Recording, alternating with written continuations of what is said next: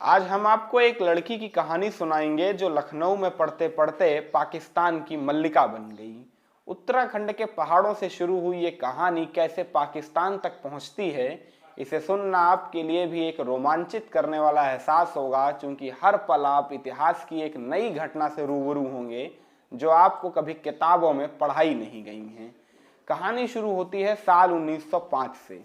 अल्मोड़ा में Irene Ruth Pant नाम की बच्ची का जन्म होता है, जिसका परिवार अभी 2 पीढ़ी पहले तक उत्तराखंड का पहाड़ी ब्राह्मण परिवार हुआ करता था। लेकिन आयरीन के दादा ने जब से क्रिश्चियन धर्म अपना लिया है, तब से इनका परिवार अल्मोड़ा का क्रिश्चियन परिवार इकलौता होने के नाते सबसे ज्यादा पॉपुलर और चर्चा का विषय बना हुआ था। चर्चा का विषय इसलिए चूंकि आयरीन के परिवार को उत्तराखंड के अल्मोड़ा के आसपास के तमाम ब्राह्मण परिवारों ने अपने समाज से बहिष्कृत कर दिया था, ये कहते हुए कि ऐसे कैसे ब्राह्मण जिन्होंने ईसाई धर्म अपना लिया है।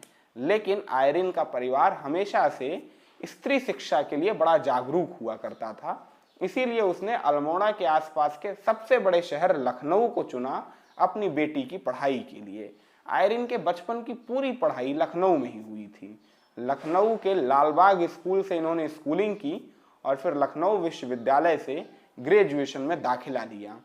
एमए में तो लखनऊ विश्वविद्यालय की इकलौती छात्रा थी आयरीन, यानी पूरे क्लास में लड़के ही लड़के, केवल एक लड़की के तौर पे आयरीन रूथ पंत ही क्लास में बैठा करती थी। ज्यादा लड़की ना होने का कारण था उत्तर प्रदेश जैसे इलाके में स्त्री शिक्षा के लिए जागरूकता का ना होना। लेकिन आयरीन हमेशा से अपनी उच्च शिक्षा के लिए पूरी तरह से प्रतिबद्ध थी, आत्मविश्वास से लबरेज रहती थी। ऐसा नहीं था कि लड़के इनको चिढ़ाते नहीं थे, इनको भी चिढ़ाया जाता था। ब्लैक बोर्ड पे इनकी तस्वीरें बना दी जाती थी, इनकी साइकिल की हवा निकाल दी जाती थी। अच्छा, ये भी सोचिए 1927 में एक लड़की लखनऊ जैसे शहर में साइकिल से कॉलेज जाती थी। ये बड़ी आधुनिक बात थी उस जमाने में, जब साइकिल चलाना केवल लड़कों का काम माना जाता था, लड़कियों के लिए निषेध होती थी। लेकिन आयरीन के लिए निषेध विषेध का कोई चक्कर नहीं था, उनको पढ़ना है तो पढ़ना है।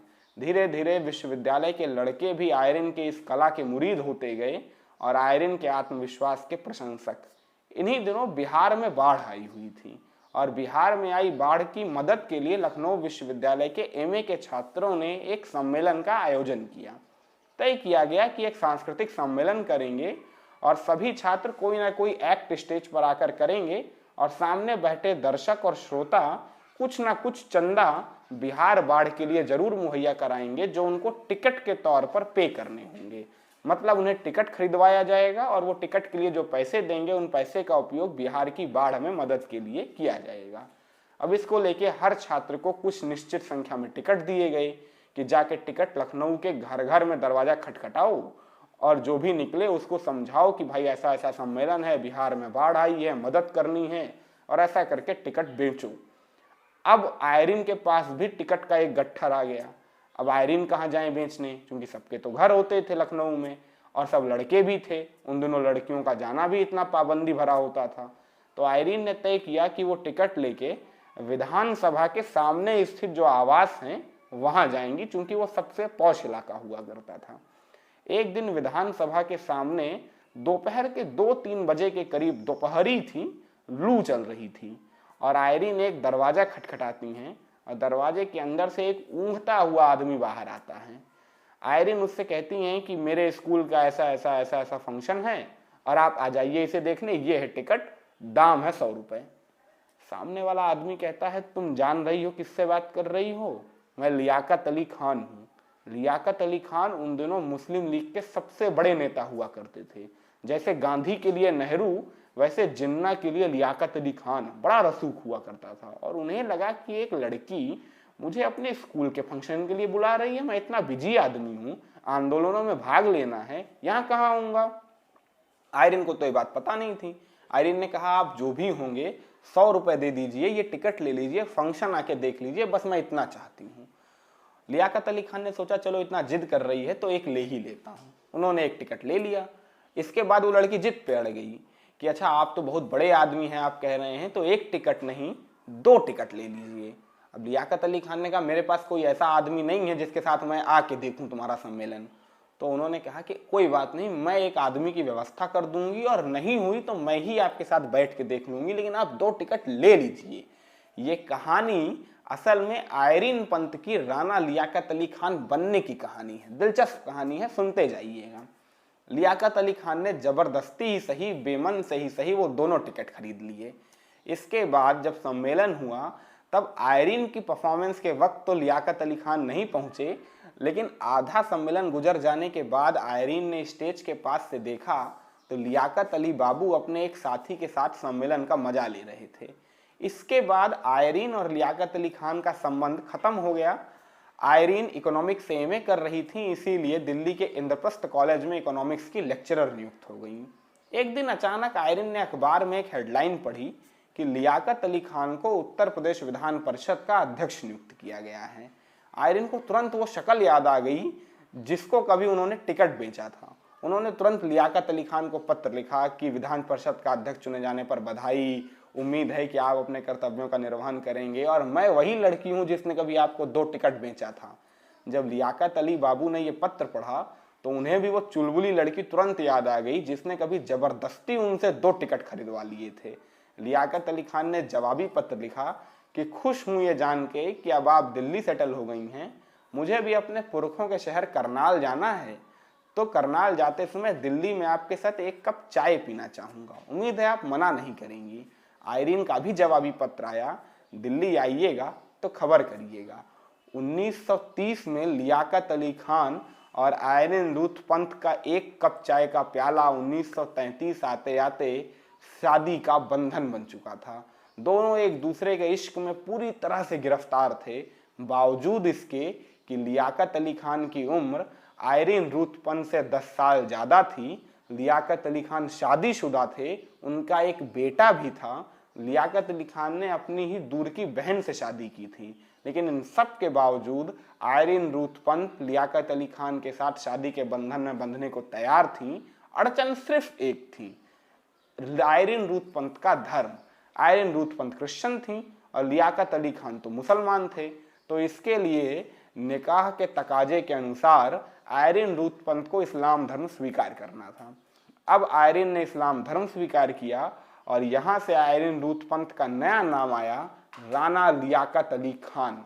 राणा लियाकत अली खान और लियाकत अली खान की जोड़ी उन दिनों भारतीय सियासत की सबसे खूबसूरत थी। राणा लियाकत अली खान की मोहम्मद अली जिन्ना को जब लियाकत अली खान शादी करने के लिए प्रेरित किया करते थे तो मोहम्मद अली जिन्ना कहा करते थे कि मुझे दूसरी राणा ला कर दे दो, मैं शादी कर लूंगा।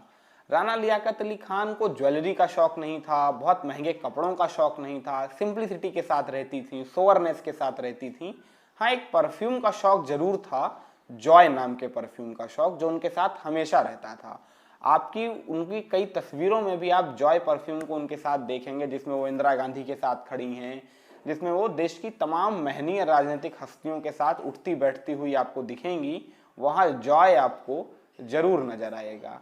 राणा लियाकत अली खान को अल्मोड़ा हमेशा से पसंद रहा, बावजूद इसके कि उन्होंने कभी भी शादी के बाद अल्मोड़ा का रुख नहीं किया। अल्मोड़ा लौटकर वो कभी नहीं गईं। हाँ, लेकिन अल्मोड़ा की अनार की चटनी, अल्मोड़ा के दाल चावल उन्हें हमेशा से पसंद थे। 1946 में जब लियाकत बाबू अंतरिम सरकार में वित्त मंत्री बने, तब दिल्ली के बंगले में उनके गेस्ट रूम में जो कालीन बिछाया गया था वो उनके माँ के हाथ का बना था, जो उन्हें बहुत अजीज था। इतना अजीज कि जब लियाकत अली खान ने अपना पूरा का पूरा बंगला पाकिस्तान को दान में दे दिया था और केवल कुछ जरूरत के सामानों को लेकर एक डकोटा विमान में बैठकर पाकिस्तान के लिए वो और उनकी बेगम निकल रहे थे, तब केवल 2 चीज थी जो लियाकत अली खान ने अपने घर से जरूर उठाई थी, एक अटैची और दूसरा लियाकत अली खान की माँ के हाथ का बना वो कालीन। राणा लियाकत अली खान की माँ के हाथ का बना वो कालीन दोनों को इतना अजीज था कि दोनों उसे हेलीकॉप्टर में स्पेशल सामान रखने के लिए जो जगह होती है वहां रख कर लेके गए थे। उस अटैची में क्या था ये भी बता देता हूं। उस अटैची में लियाकत अली खान की सिगरेट के लाइटर थे। लियाकत अली खान को सिगरेट के लाइटरों का बड़ा तगड़ा कलेक्शन करने का चस्का था, इसीलिए वो अटैची भी वो अपने साथ ले गए थे। राणा लियाकत अली खान पाकिस्तान की फर्स्ट लेडी बनती हैं, लियाकत अली खान पाकिस्तान के प्रधानमंत्री बनते हैं। फर्स्ट लेडी के साथ साथ राणा लियाकत अली खान को पाकिस्तान के पहले मंत्रालय में महिला कल्याण विकास मंत्रालय भी मिलता है, जिसकी जिम्मेदारी वो बखूबी निभाती हैं। लेकिन 4 साल के अंदर ही उनके पति लियाकत अली खान की मौत हो जाती है, गोली मारकर उनकी हत्या कर दी जाती है। इसके बाद राणा लियाकत अली खान के पास विकल्प था कि वो पाकिस्तान छोड़कर भारत आ जाएं, क्योंकि अल्मोड़ा अभी भी उनका बाहें पसार के इंतजार कर रहा था, लेकिन उन्होंने ऐसा नहीं किया। पाकिस्तान में ही रहना उचित समझा, वहीं रहीं, वहीं अपने बच्चों की देखरेख करती रहीं। पाकिस्तान सरकार ने उनके लिए 2000 रुपए का एक स्टाइपेंड तय किया हुआ था, जो उन्हें हर महीने दिया जाता था। लियाकत अली खान का भारत के साथ जुड़ाव हमेशा से जबरदस्त रहा है। पाकिस्तान के राजदूत के तौर पर बाद में उन्होंने अपनी जिंदगी के तमाम साल विदेशों में गुजारे। हॉलैंड की महारानी की सबसे पक्की सहेली बनी। हॉलैंड के महल के बगल में ही उनको एक कोठी दी गई थी। लेकिन इन सब के बावजूद राणा लियाकत अली खान के दुपट्टे हमेशा भारत से ही जाते रहे। एक दफ़ा भारत के स्विट्जरलैंड में रहे राजदूत बताते हैं कि राणा लियाकत अली खान भी घूमने स्विट्जरलैंड की राजधानी बर्न पहुंची हुई थी और वहां उन्होंने रुकने के लिए भारतीय एम्बेसी का रुख किया था। भारतीय एम्बेसी इसलिए क्योंकि भारत के तब के एम्बेसडर जो वहां पर थे वो राणा लियाकत अली खान के पुराने मित्र रहे थे। उन्होंने अपनी किताब में दर्ज किया है कि राणा लियाकत अली खान भी पाकिस्तान की एम्बेसडर थी, फर्स्ट लेडी रही थी, लेकिन जिस तरीके से वो मेरे घर में रुकी हुई थी, मैं विश्वास ही नहीं कर सकता था कि ये कोई दूसरी राणा लियाकत अली खान है जो पाकिस्तान की फर्स्ट लेडी हैं, या वही राणा लियाकत अली खान हैं जो लखनऊ विश्वविद्यालय में इकोनॉमिक्स पढ़ा करती थी। राणा लियाकत अली खान मेरे दोनों बच्चों को बाथरूम के बाथटब में बैठ के नहलाती थीं। राणा लियाकत अली खान मेरे किचन में खाना बनाती थीं। तो आप इन सब प्रसंगों के जरिए राणा लियाकत अली खान की सिंप्लिसिटी को समझ सकते हैं। लेकिन सिंप्लिसिटी के साथ साथ अपने सिद्धांतों को लेकर राणा लियाकत अली खान पूरी तरह से प्रतिबद्ध थीं। पाकिस्तान में होने वाली हर तानाशाही के खिलाफ उन्होंने जमकर आवाज उठाई और जब भी किसी तानाशाह ने उन्हें अपने प्रचार के लिए बुलवाने की कोशिश थी, हमेशा स्पष्ट इनकार ही मिला जवाब में। बाद में लियाकत अली खान की कब्र के बगल में ही राणा लियाकत अली खान की कब्र भी रखी हुई है। लियाकत अली खान की तरह ही राणा लियाकत अली खान को भी निशाने इम्तियाज दिया गया है, यानी पाकिस्तान का सर्वोच्च नागरिक सम्मान। लेकिन राणा लियाकत अली खान के नाम एक ऐसा सम्मान है जो पाकिस्तान में और किसी को नहीं मिला है, और वो है मादरे वतन, यानी वतन की देवी। उम्मीद करता हूँ राणा लियाकत अली खान की ज़िंदगी से जुड़ा ये वीडियो आपको पसंद आया होगा। अगर अच्छा लगा हो तो लाइक करिएगा, शेयर करिएगा, कमेंट करिएगा और हाँ, चैनल को सब्सक्राइब करना मत भूलिएगा, जिससे ऐसे इंटरेस्टिंग वीडियोस लगातार आप तक पहुँचते रहें।